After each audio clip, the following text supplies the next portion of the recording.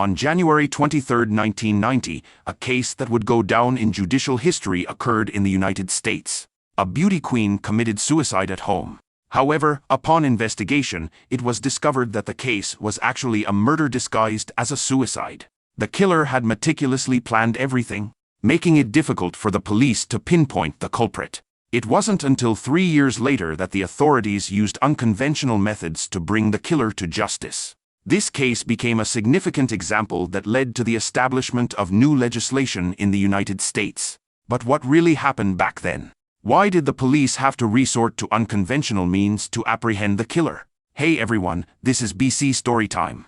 Now, let's delve into this historic case together and find out. The Melinda murder case.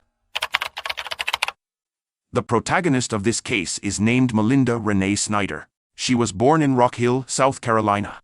At the time of the incident, she was only 22 years old.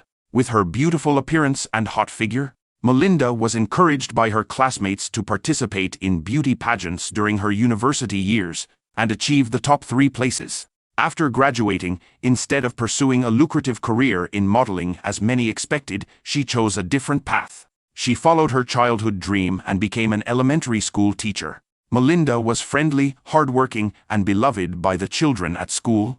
They all regarded her as the best teacher in the world. However, this excellent teacher tragically left her beloved profession due to an unforeseen event. In the early hours of January 23, 1990, at 4:03 a.m., the South Carolina State Police responded to a 911 call. A woman named Lena Roy reported, "My roommate has committed suicide." And the roommate Lena referred to was none other than Melinda Renee Snyder. As it involved a loss of life, the police quickly rushed to the crime scene, apartment 1981 on Pine Valley Road. As they approached the apartment door, the police heard a piercing scream. A young woman was writhing in pain on the floor, wearing nothing but a thin nightgown. There was a large wound on her left temple. Witnessing this scene, the police wasted no time and immediately rushed Melinda to a nearby hospital for treatment. Unfortunately, Melinda's injuries were too severe. Even the efforts of many doctors could not save this kind teacher. At 8:13 in the morning of January 23, 1990, she was pronounced dead at the age of only 22. In order to determine the cause of Melinda's death as quickly as possible, the police immediately launched an investigation. According to the roommate Lena, who was also Melinda's friend, she was sleeping in her room when she was suddenly awakened by a loud noise. She hurriedly followed the sound and rushed to Melinda's room. The door to Melinda's room was open, and Lena saw Melinda lying in a pool of blood. However, she was too afraid to approach and examine the scene, so she quickly dialed the police, claiming that her roommate had committed suicide. Initially, the police were misled by Lena's statement and treated the case as a suicide. But as the forensic examination of the crime scene progressed, the police realized that it was not a suicide but a premeditated murder. Next to Melinda's bed, the police found a .22 caliber bullet casing. Upon examination, it was determined that this bullet was one of the weapons used to cause Melinda's death. However, the handgun used in the crime was not found at the scene. If Melinda had committed suicide, how could the weapon simply vanish? There was only one possibility: the killer took the weapon with them. At this point in the investigation, the police's primary suspect became Lena, Melinda's roommate and the person who reported the incident as a suicide. Lena's testimony indicated that she had only stood at the doorway and observed Melinda lying on the floor from a distance. According to her statement, she never approached the body. Logically, she couldn't have determined whether Melinda's death was a suicide or not. Furthermore, besides Melinda's fingerprints, the police only found Lena's fingerprints throughout the entire room. This raised suspicions that Lena might have intentionally misled the police. As a result, Lena was immediately interrogated. During the questioning, Lena vehemently denied any involvement in the crime and continuously claimed that she had never killed anyone. However, when the police asked her why she was so sure that Melinda had committed suicide, she became evasive and couldn't provide a reasonable explanation. Just as the police thought they had their prime suspect, the complete forensic report arrived, greatly reducing the possibility of Lena being the perpetrator. According to the forensic examination, Melinda had been sexually assaulted before her death, and a male DNA sample was extracted from her body. This meant that the killer was most likely a male. As a result, The police temporarily ruled out Lena as a suspect and began searching for male suspects who could have committed the crime. Since the doors and windows of the crime scene were intact and Lena didn't hear any knocking before Melinda's murder, the police deduced that the mysterious killer was likely an acquaintance who possessed a key to Melinda's apartment. Sneaking into the apartment unnoticed would have been nearly impossible otherwise. Following this lead, the police soon discovered that besides Melinda and Lena, there were indeed two other individuals who had keys to the apartment: Lena's younger brother, Jim Roy, and Melinda's recent ex-boyfriend, Tyler Caesar. The first person the police investigated was Lena's younger brother, Jim. They learned that Jim had been having arguments with his wife recently and they were currently separated. During this time, he often visited his sister Lena, complaining about the dullness of his life. Naturally, he had seen Melinda on numerous occasions. This led the police to speculate that Jim might have been enticed by Melinda's beauty and, therefore, committed the crime by breaking into her bedroom late at night. Although there was no concrete evidence to prove that Jim was the killer, it was necessary to make bold assumptions during the investigation. However, when faced with baseless suspicion from the police, Jim displayed extreme displeasure. He consistently claimed that he didn't kill Melinda. But when asked if he had an alibi, he couldn't provide one. Jim explained that he was sleeping at home, but due to his separation from his wife, he had been alone most of the time, and there was no one who could vouch for him. In other words, he had no definitive alibi. Although the police lacked evidence against Jim, they kept him as a potential suspect. The police then shifted their focus to the other person who had a key to Melinda's apartment, her ex-boyfriend, Tyler Caesar. According to the police's findings, Tyler had recently broken up with Melinda and had always had strong feelings for her. However, he couldn't be with her, resulting in a deep resentment. On the night of the incident, Tyler was also sleeping alone at home, and no one could provide an alibi for him. When confronted with this, Tyler became irritable, complaining about how everyone was asleep at 4 a.m. and questioning where he could find someone to vouch for him. Although Tyler's complaints seemed reasonable, they couldn't change the fact that he didn't have an alibi. At this point, the police had narrowed down the potential killers to Tyler and Jim. However, they were faced with the challenge of determining the actual perpetrator. With the current clues they had, it was impossible to distinguish who the killer was. Frustrated, the police decided to utilize DNA technology to solve the case.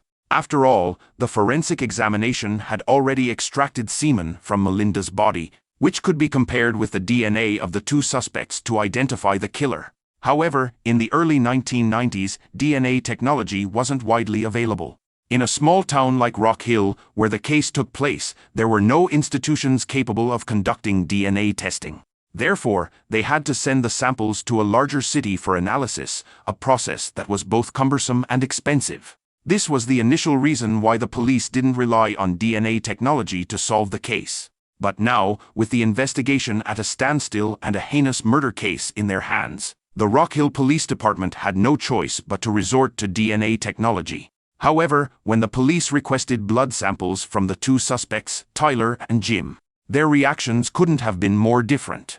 In an effort to clear his name, Tyler willingly provided his blood sample. On the other hand, Jim staunchly refused the police's request. According to the laws in the United States at the time, the police couldn't forcefully obtain a suspect's DNA sample without concrete evidence, and using DNA obtained through coercion wouldn't be admissible in court. The police found themselves in a difficult position due to this legal constraint. However, considering Jim's response, the police had reason to believe that he might be the killer. The only thing left to do was to gather evidence of Jim's crime and bring him to justice. But how could they accomplish this? While the police were struggling with this dilemma, an unexpected turn of events occurred. On February 2, 1990, exactly 10 days after the incident, Jim suddenly appeared at the police station, looking downcast. He said, "I'm willing to provide my blood sample." Although Jim said he was willing, his expression indicated otherwise. Clearly, he wasn't willingly cooperating. At this point, the blood samples from both suspects were complete. The police immediately rushed to Charleston, the largest city in South Carolina, for DNA comparison. After repeated examinations by the forensic experts, it was found that Tyler, the ex-boyfriend, didn't match the male DNA sample found in Melinda's body. This result was as expected by the police. However, the crucial DNA comparison result was regarding Jim. Unexpectedly, Jim's DNA sample didn't match the DNA of the perpetrator either. This meant that Jim was not the killer. His initial refusal to provide his DNA sample wasn't due to guilt but rather because, in the early 1990s, DNA technology was unfamiliar to most people. Jim's fear of the unknown, combined with influences from certain movies and TV shows, led him to decline providing his DNA sample. With the two main suspects eliminated, the police found themselves directionless in the investigation. In desperation, they issued a reward notice 20 days after the crime, hoping to gather clues with the help of the public. Initially, the police didn't hold high hopes for the reward notice since the incident occurred at 4 a.m. when most people would be asleep, making it unlikely for anyone to have witnessed anything suspicious. However, to their surprise, just 2 days after the notice was issued, the police received a crucial lead. On February 20, 1990, a homeless man contacted the police and claimed that on the day of the incident, around 4 a.m., he saw a man running out of Melinda's apartment and quickly driving away in a car. This timing perfectly aligned with the time of Melinda's murder, leading the police to believe that the man the homeless witness saw was likely the killer. Unfortunately, due to the darkness and distance, the homeless man couldn't clearly see the man's face. He only noticed that the man drove a white car with black stripes. The police immediately launched an investigation into all white cars with black stripes in the city. Since Rock Hill, where the incident took place, had a small population and the black and white striped car was a unique model, the police quickly identified the owner of the car, Edward Ed Cronell, a 27-year-old real estate agent. Melinda's apartment happened to be within the sales area that Edward was responsible for, and it was Edward himself who had personally rented the apartment to Melinda. Before a house is rented or sold, the keys are usually temporarily held by the real estate agent. Only after the property is rented or sold will the keys be handed over to the current homeowner. Therefore, as a real estate agent, Edward had a high possibility of still possessing the keys to Melinda's apartment, making him a potential perpetrator. The police officially listed Edward as a candidate suspect and proceeded with questioning. During the interrogation, Edward continuously denied having the key to Melinda's apartment and claimed that on the day of the incident, he was drinking at a bar with friends until dawn, giving him no opportunity to commit the crime. Based on Edward's statement, the police contacted several of his friends to verify his alibi. However, their responses were completely contradictory to Edward's testimony. According to Ed's friends, on the night of the crime, around 8 to 11 p.m. on January 22nd, they were indeed drinking together at a bar. However, after 11 p.m., everyone went their separate ways. Yet, the crime involving Melinda occurred about 5 hours after they parted ways, around 4 a.m. on January 23rd. This means that Ed had no alibi during the time of the crime. It's clear that he was lying. People don't lie for no reason. It's evident that Ed is hiding something. As a result, the police conducted a more detailed investigation. According to Ed's colleague, Ed had a black briefcase containing all the keys to the properties he was renting or selling. Each key had specific notes attached. On one occasion, the colleague unintentionally saw the key to Melinda's apartment inside the briefcase, even though the apartment had already been rented out. This implies that Ed was lying in his previous statements, and he had been in possession of the key to Melinda's apartment all along. What's more, Ed had expressed his admiration for Melinda in front of his colleagues on multiple occasions, even using inappropriate language. It's clear that his desire for Melinda had existed for quite some time. Taking all this information into account, Ed had both the motive and the opportunity to commit the crime. Furthermore, his consistent lies make it highly likely that Ed is the perpetrator. As a result, the police faced a frustrating situation where they knew the culprit was right in front of them but lacked the decisive evidence. To prosecute Edward, the police had considered using DNA technology to solve the case, but Edward adamantly refused to provide his DNA sample, citing the prevailing laws at that time. 3 years later, in March 1993, a significant milestone ruling was made by the Supreme Court of South Carolina.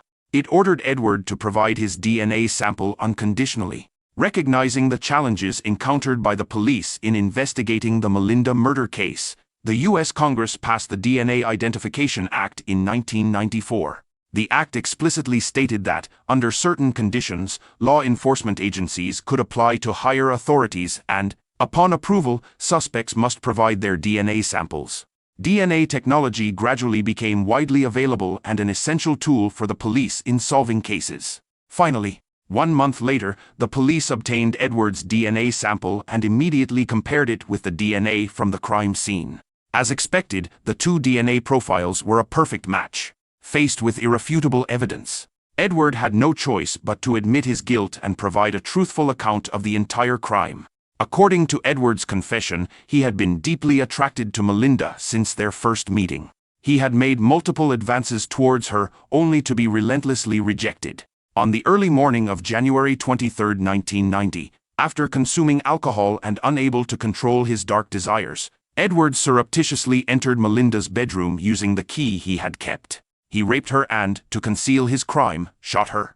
In June 1994, Edward finally faced the trial's outcome. All the jury members unanimously found him guilty on all charges. He was sentenced to life imprisonment without the possibility of parole for murder and burglary and an additional 30 years for the sexual assault charge. Today, at the age of 60, Edward remains incarcerated in Columbia State Prison in South Carolina with no chance of parole. This world is a place where good and evil coexist. We can never completely eradicate the demons in society. Therefore, we must always maintain a vigilant mindset. Alright, that concludes this episode of the True Crime Story. Thank you for watching. If you enjoyed our video, don't forget to subscribe to this channel. We'll see you in the next episode. Goodbye.